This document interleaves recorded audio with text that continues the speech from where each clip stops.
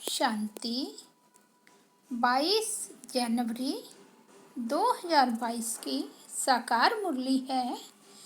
मीठे बच्चे, किसी भी प्रकार की हवस अर्थात लालच तुम बच्चों को नहीं रखनी है।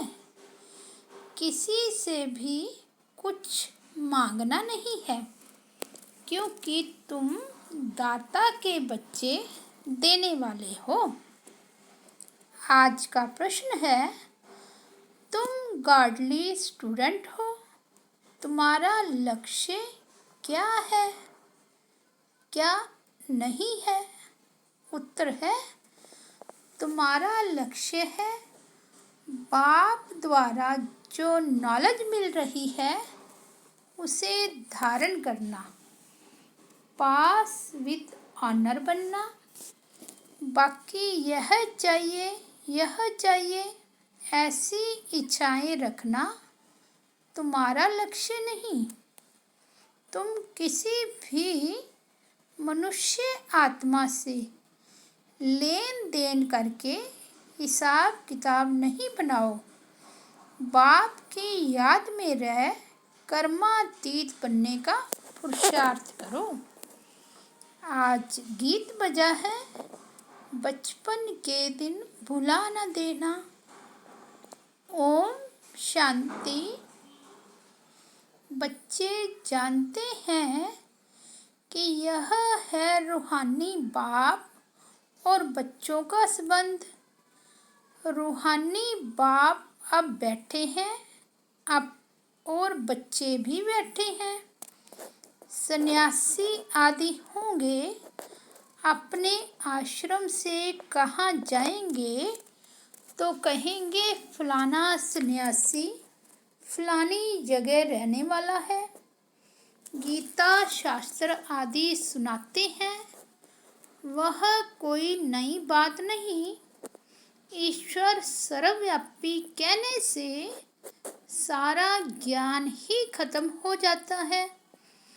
अब यह तो है रूहानी बाप जिसको सब रूहें याद करती हैं। रूह ही कहती है, ओहो परम पिता परमात्मा। जब दुख होता है तो लौकिक को कुछ नहीं कहेंगे, बेहद के बाप को ही याद करेंगे।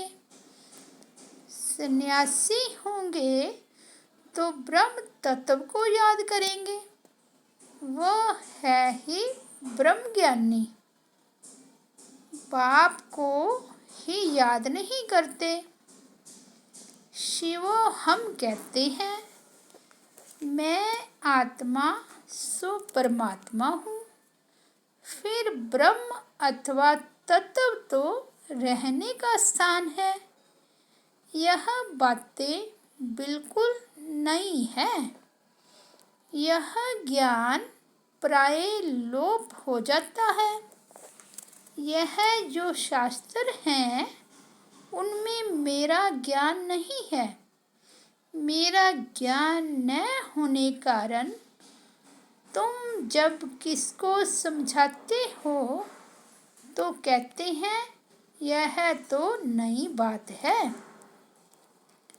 निराकार परमात्मा ज्ञान देते हैं, यह उन्हों की बुद्धि में ही नहीं आता है। वह तो समझते हैं कृष्ण ने ज्ञान सुनाया है तो मूंझ पड़ते हैं। बाप तो एक एक बात सिद्ध करके बतलाते हैं।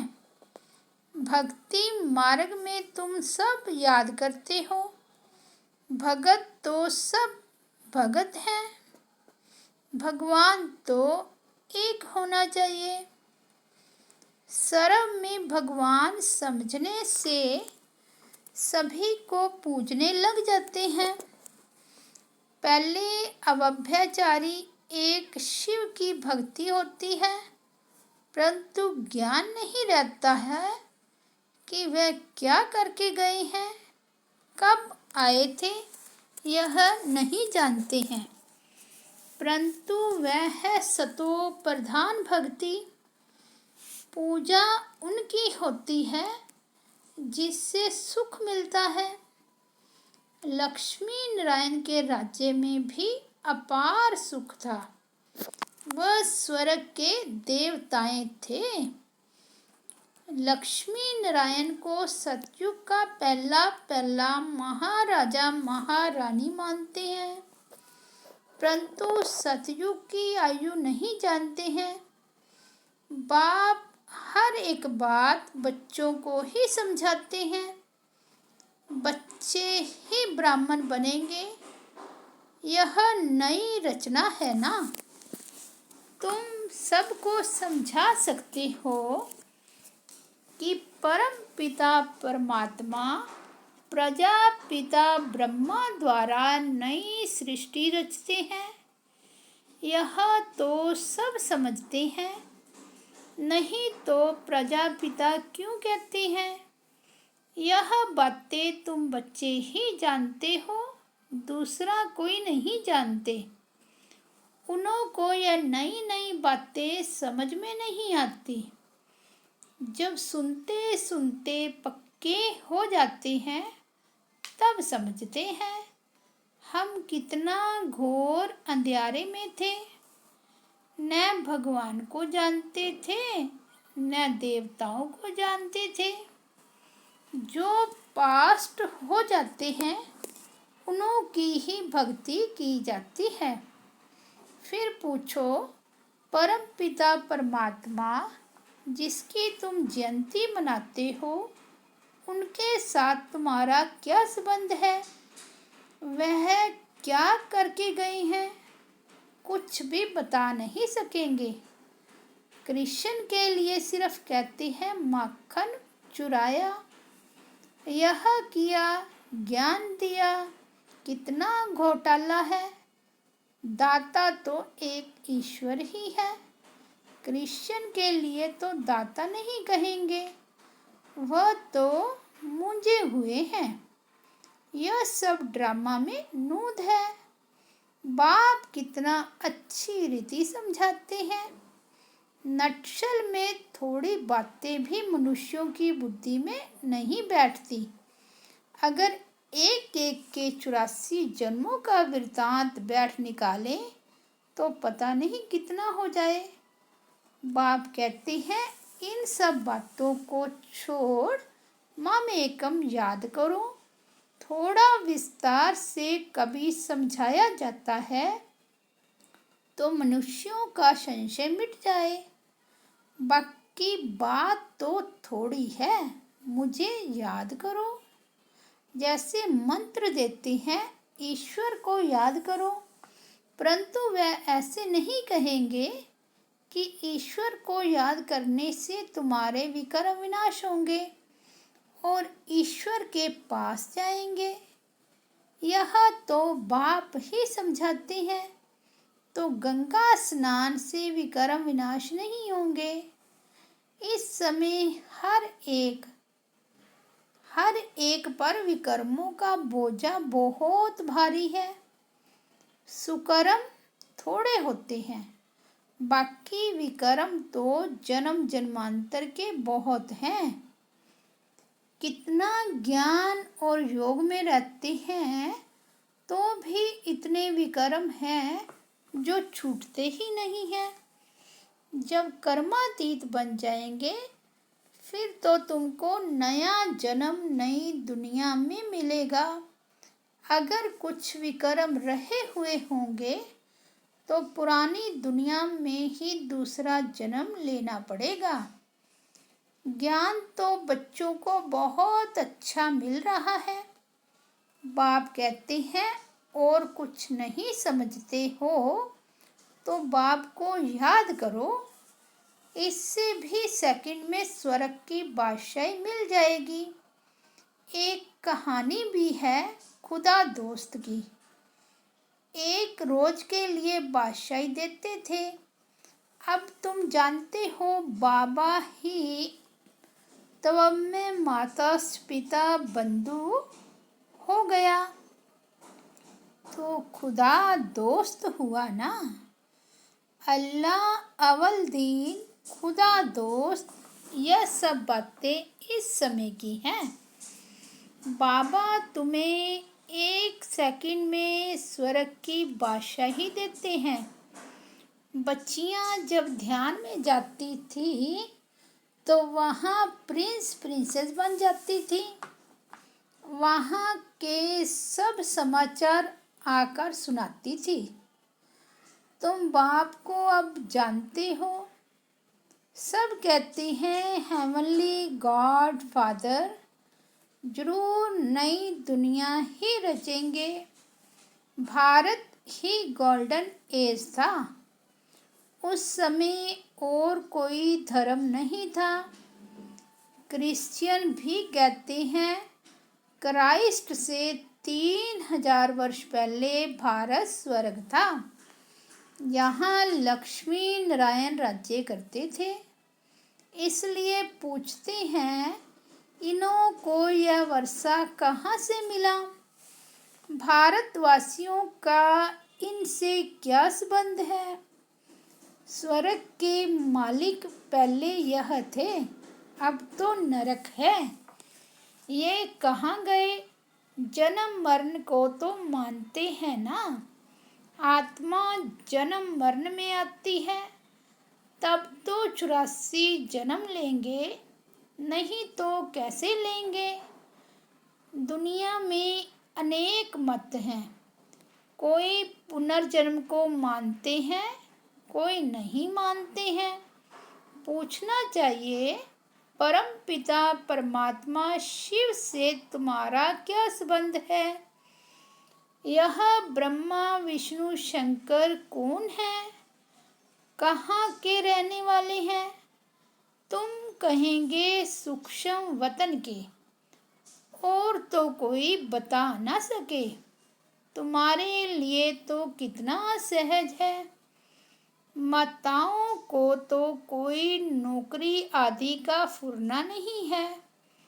घर में रहने वाली है, कोई धंधे धोरी का हंगामा नहीं है।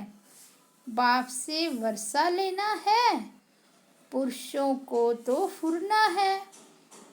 तुमको तो बाबा कहते हैं तुम अपना मर्तबा लो, विश्व के मालिक बनो। साहूकारों को तो कितनी चिंता रहती है। दुनिया में रिश्वतखोरी भी बहुत है। तुमको रिश्वत लेने की कोई दरकार ही नहीं। वह तो व्यापारियों का काम है। तुम इनसे छूटे हुए हो। फिर भी माया ऐसी है जो चोटी से पकड़ लेती है। इसलिए फिर कुछ ना कुछ हबच लोभ लालच रहती है, तो जगवासियों से मांगते रहते हैं। बाबा कहते हैं बच्चे किसी से भी मांगो मत। तुम दाता के बच्चे हो ना। तुमको देना है ना कि मांगना। तुमको जो कुछ चाहिए शिव बाबा से मिल सकता है, और कोई से लेंगे तो उनकी याद रहेगी। हर एक चीज़ शिव बाबा से लेते तो शिव बाबा तुमको घड़ी घड़ी याद पड़ेगा। शिव बाबा कहते हैं तुम्हारे लेन देन का हिसाब मेरे साथ है। यह ब्रह्मा तो बीच में दलाल है, देने वाला मैं हूँ। मेरे से तुम कनेक्शन रखो थ्रू ब्रह्मा। कोई भी चीज़ औरों से लेंगे तो तुमको उनकी याद आएगी और तुम व्यभिचारी बन जाएंगे। शिव बाबा के भंडारे से तुम चीज ले लो और किसी से मांगो मत, नहीं तो देने वाले को नुकसान पड़ता है, क्योंकि उसने शिव बाबा की भंडारी में नहीं दिया। देना चाहिए शिव बाबा की भंडारी में। मनुष्यों से लेन देन का कनेक्शन तो बहुत समय रखा, अब तुम्हारा कनेक्शन डायरेक्ट शिव बाबा से है। लेकिन बाबा जानते हैं बच्चों में लोभ का भूत है। कई बच्चे कहते हैं हमने शिव बाबा को देखा नहीं है। अरे तुम अपने को देखते हो? तुमको अपनी आत्मा का साक्षात्कार हुआ है जो कहते हो हमने शिव बाबा का साक्षात्कार हो? तुम जानते हो हमारी आत्मा बरकुटी के बीच में रहती है। शिव बाबा भी बरकुटी के बीच में ही होगा। तुम जानते हो आत्मा एक शरीर छोड़ दूसरा लेती है। किस समय आत्मा का साक्षात्कार हो भी सकता है। आत्मा स्टार है, साक्षात्कार भी दिव्य दृष्टि से ही होगा। अच्छा, कृष्ण की तुम भक्ति करो, साक्षात्कार हो सकता है, फिर फायदा क्या? परमात्मा का भी साक्षात्कार हुआ, फायदा क्या? फिर भी तुमको तो पढ़ना है ना। भक्ति मार्ग में साक्षात्कार होता है तो उनका कितना गायन करते हैं, परंतु मिलता कुछ भी नहीं है। शिव बाबा है ज्ञान का सागर, ब्रह्मा को तो ज्ञान का सागर नहीं कहेंगे ना। ब्रह्मा को भी उनसे ज्ञान मिलता है। आजकल शिवलिंग सबके आगे रख देते हैं, समझते कुछ भी नहीं। पूजा करते हैं परंतु कोई की भी बायोग्राफी बता ना सके, इन ज्ञान रत्नों को समझ ना सके। रतन लेते लेते कईयों को माया बंदर बना देती है। कहते हैं हमको रतन नहीं चाहिए। बाबा समझाते हैं फिर भी शिवालय में तो आएंगे, परंतु प्रजापद पुरुषार्थ कर ऊंच पद पाना चाहिए। बाप कहते हैं मैं वैकुंठ की बादशाही देने आया हूँ, तुम पुरुषार्थ कर आप समान बनाओ। पुजारियों से भी तुम पूछ सकते हो यह कौन है। कहते हैं ना आए आग लेने और बबोरची मालिक बन बैठे। कोई पुजारियों की भी बुद्धि में अच्छी रीति बैठ जाता है। हम भी पुजारी थे, अब पूज्य बने हैं। यह लक्ष्मी नारायण पूज्य किस पुरुषार्थ से बने हैं, तुम समझा सकते हो? बाबा कहते हैं जहाँ मेरे भगत हैं उनको समझाओ। भगत होंगे शिव के मंदिर में, लक्ष्मी नारायण के मंदिर में, जगदम्बा के मंदिर में जाओ। पुजारियों को समझाओ, वह फिर औरों को समझाएं। पुजारी बैठ किसको जगदम्बा का एक्यूपेशन बताए तो सब खुश हो जाएं। उनको कहना चाहिए तुम इन सब बातों को समझो।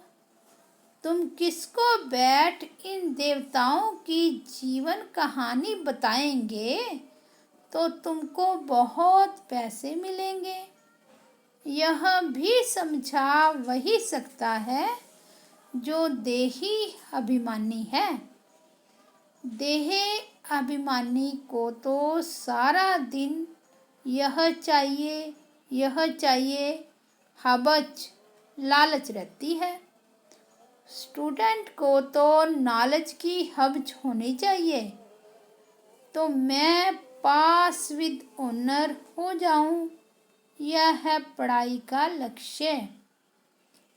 ड्रामा के राज को भी समझना है। ड्रामा कोई लंबा नहीं है, परंतु शास्त्रों में इनकी आयु लंबी लिख दी है, तो यह सब बुद्धि में आना चाहिए। सर्विस तो बहुत है, कोई करके दिखाए। बाप से कोई कृपा थोड़े ही मांगी जाती है।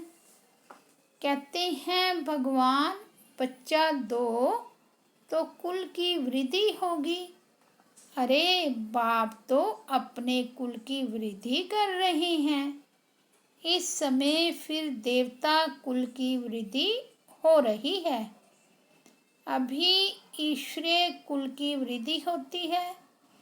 तुम भी ईश्वरीय संतान हो। तो बाप समझाते हैं, यह सब इच्छाएं छोड़ एक बाप को याद करो। बंधन आदि है, यह सब कर्म का हिसाब है। बाबा को देखो कितना बंधन है, कितने बच्चों के ख्यालात रहते हैं, कितनी खिटपिट होती है, कितनी निंदा करते हैं। डिसर्विस करना सहज है, सर्विस करना बहुत मुश्किल है। एक खराब होता है तो 10-20 को खराब कर देते हैं, बाकी 5-8 निकलते बड़ी मेहनत से हैं। कई सेंटर्स पर आते भी रहते हैं, फिर काला मुंह भी करते रहते हैं। ऐसे बंदर बुद्धि वायुमंडल को खराब करते हैं। ऐसों को तुम बिठाते क्यों हो? काला मुंह किया तो उसका असर बहुत समय चलता है, रजिस्टर से मालूम चल जाता है। 4-5 वर्ष आकर फिर आना बंद कर दिया। बाबा समझाते हैं, ऐसा करने से तुम रजाई पद पा नहीं सकेंगे। इंद्रप्रस्थ की कहानी भी है। पत्थर बन गए, तुम भी पत्थर बुद्धि बन पड़ेंगे, पारस बन नहीं सकेंगे। फिर भी पुरुषार्थ नहीं करते, यह भी ड्रामा में नूद है। राजधानी में नंबर वार चाहिए, नौकर चंडाल आदि सब चाहिए। अच्छा, मीठे मीठे सिकिल दे बच्चों प्रति माता पिता बाप दादा का याद प्यार और गुड मॉर्निंग। रूहानी बाप की रूहानी बच्चों को नमस्ते। हम रूहानी बच्चों की रूहानी बाप दादा को याद प्यार, गुड मॉर्निंग और नमस्ते। धारणा के लिए मुख्य सार। फर्स्ट पॉइंट है, लौकिक सब इच्छाएं छोड़ ईश्वरीय कुल की वृद्धि करने में मददगार बनना है। कोई भी डिसर्विस का काम नहीं करना है। सेकंड पॉइंट है, लेन देन का कनेक्शन एक बाप से रखना है, किसी देहधारी से नहीं।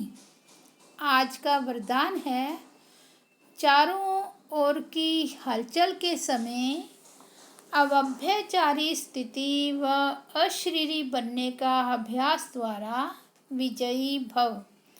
लास्ट समय में चारों ओर व्यक्तियों का, प्रकृति का हलचल और आवाज होगा, चिल्लाने का, हिलाने का वायुमंडल होगा।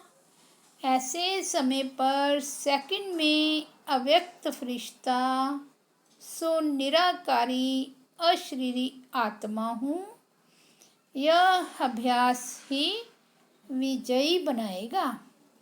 इसलिए बहुत समय का अभ्यास हो कि मालिक बन जब चाहे मुख द्वारा साज बजाए, चाहे तो कानों द्वारा सुने, अगर नहीं चाहे तो सेकंड में स्टॉप। यही अभ्यास सिमरनी अर्थात विजय माला में ले आएगा। स्लोगन है, पुरुषार्थ को तीव्र करना है तो अलबेलेपन के लूज स्क्रू को टाइट करो। लवली स्थिति का अनुभव करो। आधि काल अमृत वेले अपने दिल में परमात्म प्यार को संपूर्ण रूप से धारण कर लो। अगर दिल में परमात्म प्यार, परमात्म शक्तियाँ, परमात्म ज्ञान फुल होगा तो कभी और किसी की तरफ लगाव या स्नेह जा नहीं सकता। अच्छा, ओम शांति।